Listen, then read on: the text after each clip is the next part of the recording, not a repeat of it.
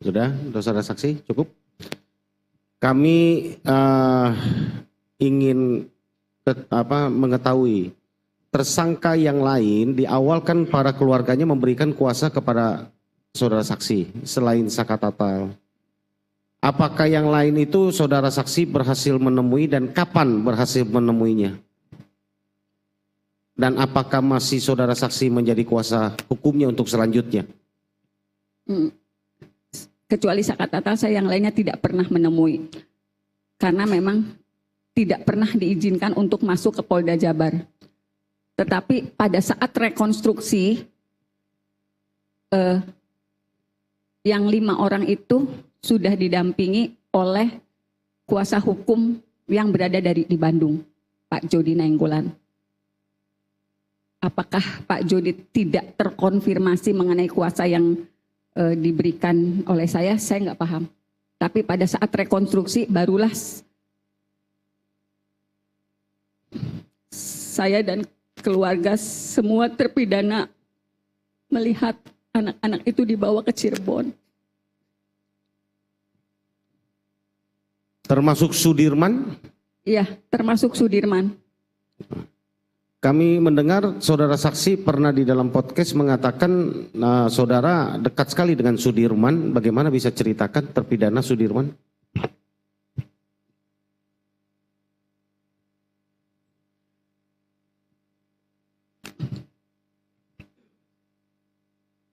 Dulu Bu, kalau Ibu mau minum silakan di luar. Kalau di sini kalau mau di Ibu, Pak saya izin menangkan diri mau minum dulu.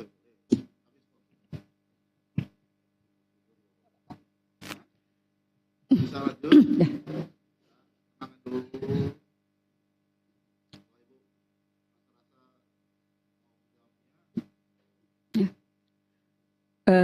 Saya mengenal keluarga Sudirman bukan hanya dengan Sudirman, juga keluarganya. Karena ketika saya pegang kuasa, saya cari tahu bagaimana latar belakangnya. Bagaimana prototip keluarganya, bagaimana karakter mereka secara keseluruhan. Pada saat itu yang saya lihat, ibu dan ayahnya Sudirman, mohon maaf, bukan orang yang pandai berkomunikasi. Ketika saya datang untuk mencari tahu bagaimana karakter yang ada, cuma mereka nangis karena mereka meyakini Sudirman adalah anak yang baik. Saya juga terinformasi kalau Sudirman, kalau mereka sih bilangnya idiot. Jadi Sudirman tuh gampang disuruh-suruh orang. Kalau dia main bersama teman-temannya, dia lebih sering dibully dan disuruh ngapa-ngapain, misalnya ngambilin minum, ngebeliin jajan, itu Sudirman tipenya seperti itu. Tetapi saya juga dapat informasi dari yang lain, dari tetangganya, Sudirman tidak pernah bergaul dengan yang lain. Jadi dia di rumah, kemudian ke musola, selalu sholat berjamaah, dan mainnya tidak jauh dari lingkungan rumah. Itu yang saya terima dari keluarga Sudirman. Walaupun untuk informasi itu pun saya sangat sulit menggalinya karena memang keluarga Sudirman itu, mohon maaf kalau saya bilang, mungkin gennya untuk tingkat kecerdasannya tidak terlalu luar biasa. Saya melihatnya seperti itu karena sampai hari ini pun kalau saya berkomunikasi dengan ibu bapaknya itu sangat sulit untuk mereka mau berkomunikasi dengan baik. Saya harus pelan-pelan. Apalagi ibunya sama sekali, misalnya Sudirman dulu kayak gimana, belum apa-apa dia udah nangis. Gimana saya mau menggali masalah Sudirman ke ibunya. Saya dapat informasi semuanya dari kakaknya, Beni. Itu yang masih bisa menceritakan bagaimana Sudirman sebenarnya. Jadi mohon maaf kalau di lingkungan sekitar, itu Sudirman jadi bahan-bahan olokan karena dia, kalau orang Cirebon ngomong anak idiot. Gitu. Karena Sudirman itu lulus SD ketika dia berumur 17 tahun. Jadi nggak naik kelasnya sampai 4 kali. Oke, terima kasih saudara saksi. Pertanyaan saya terakhir. Bagaimana saudara saksi bisa menceritakan keadaan dalam ruang sidang dan kapan khususnya Sakatatal ya? Nah, itu tanggal berapa dimulai sidangnya, lalu diputusnya kapan, saksi apa saja yang dihadirkan, dan bagaimana situasi sidangnya? Itu yang dari saya, mungkin bisa diceritakan. Sakatatal sidang tanggal 3 Oktober 2016. Putusannya tanggal 10 Oktober 2016. Hanya 7 hari sidangnya? Ya, setiap hari. Untuk kasus 340, itu yang pertama disidangkan ya, 1 bulan setelah dia dilakukan penangkapan. Tanggal 31 Agustus ditangkap, 3 Oktober Sidang. sudah disidang. Ya, tanggal 10 sudah putusan. Tanggal 10 Oktober sudah putusan? Ya. Ya, lanjut cerita.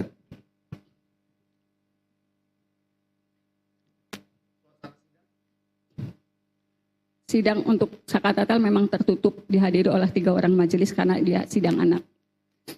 Tetapi kondisi di luar sidang, kami mendapat tekanan yang luar biasa. Karena waktu itu, karena yang dihembuskan adalah isu geng motor yang memiliki kekejaman luar biasa. Itu pula, dan mereka sangat sadis. Itu pula yang disampaikan oleh Hakim Ketua, Ibu Etik waktu itu ketika ditanya wartawan. Geng motor kekejamannya sangat sadis. Saya masih punya clippingnya. Saya masih pegang clipping korannya. Jadi setiap Sakatatal dibawa ke ruang sidang menuju lorong, jangankan Saka, saya juga mendapatkan perlakuan yang luar biasa. Saya sempat diludahin karena dianggap membela pembunuh. Bahkan ada anggota dewan namanya Pak Jafarudin yang langsung memimpin sidang. Dengan suara keras dia menyatakan, nanti anaknya pengacara juga mengalami nasib serupa seperti Vina. Mobil saya juga sempat digoyang-goyang. Walaupun saya berusaha parkir agak jauh. Kemudian intimidasi itu kami rasakan betul karena saksi-saksi alibi yang dihadirkan itu datang tanggal jam 9 pagi, tetapi sidang baru menjelang maghrib. Kita kondisi sudah sangat lelah, psikologis kami juga sudah rusak.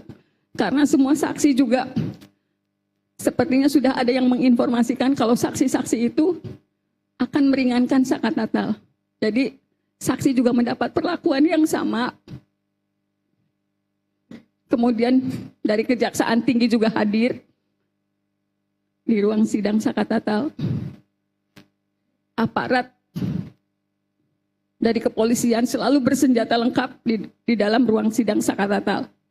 Di pintu ruang sidang Sakatatal.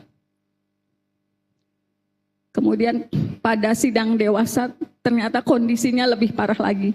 Karena saya juga menjadi kuasanya Sudirman. Sebetulnya di ruang sidang dewasa itu 2 perkara sekaligus dijadikan 1. Nomor perkara nomor 4 dan nomor perkara nomor 3. Jadi walaupun saya pegang perkara nomor 4 atas nama Sudirman yang bergabung dengan bekas perkaranya Hadi dan kawan-kawan, tetapi saya juga bisa menyaksikan digelarnya sidang Eko dan Rivaldi yang di berkas terpisah. Karena waktu itu majelis mengizinkan, udah daripada mondar-mandir ibu diam aja di dalam tapi tidak bertanya karena bukan perkara yang dipegang.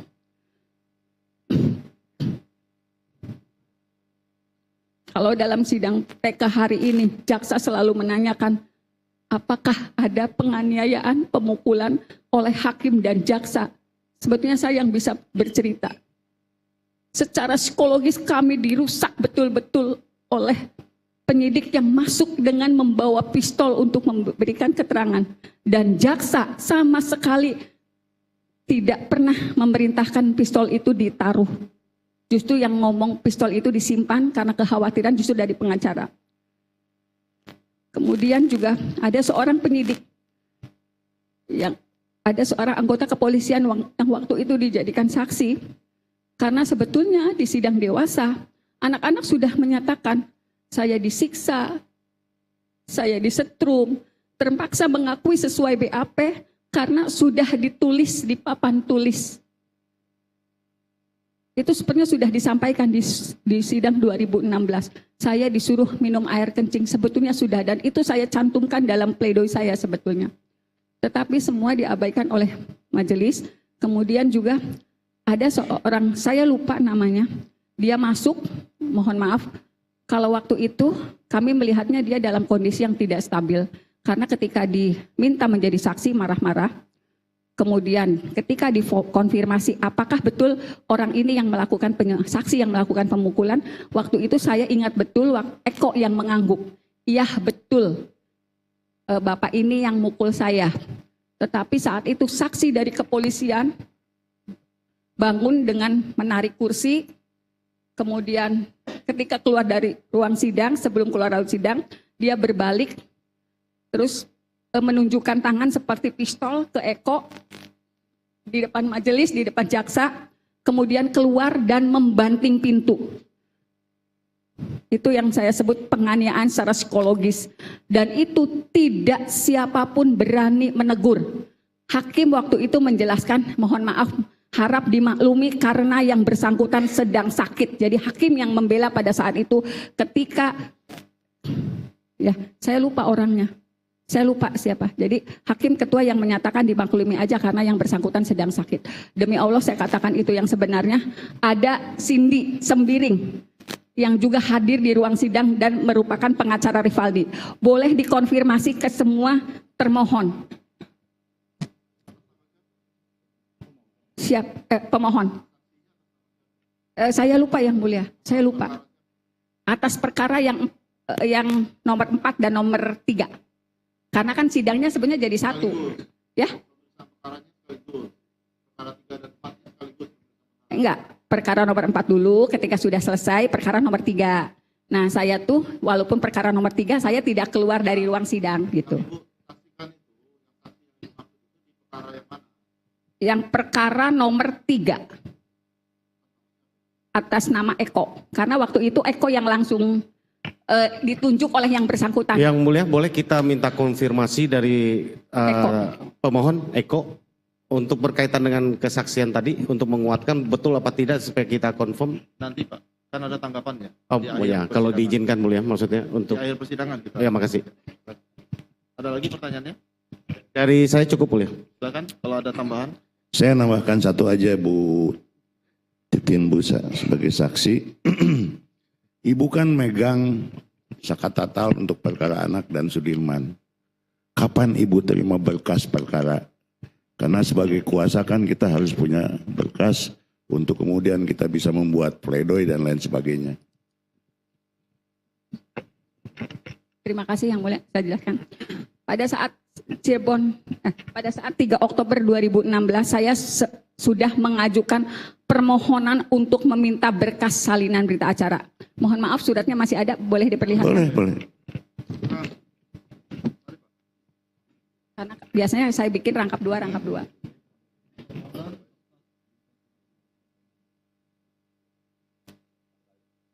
3 Oktober pada sidang.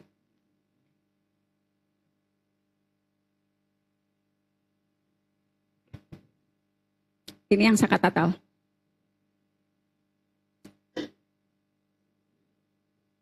Ini permohonan untuk berkas perkara Sakatatal. Ya, di pengadilan. Saya ajukan ke majelis, ya, di ruang sidang.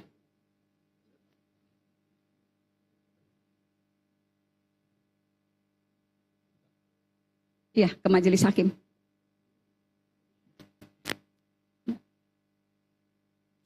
Ya, sidang pertama.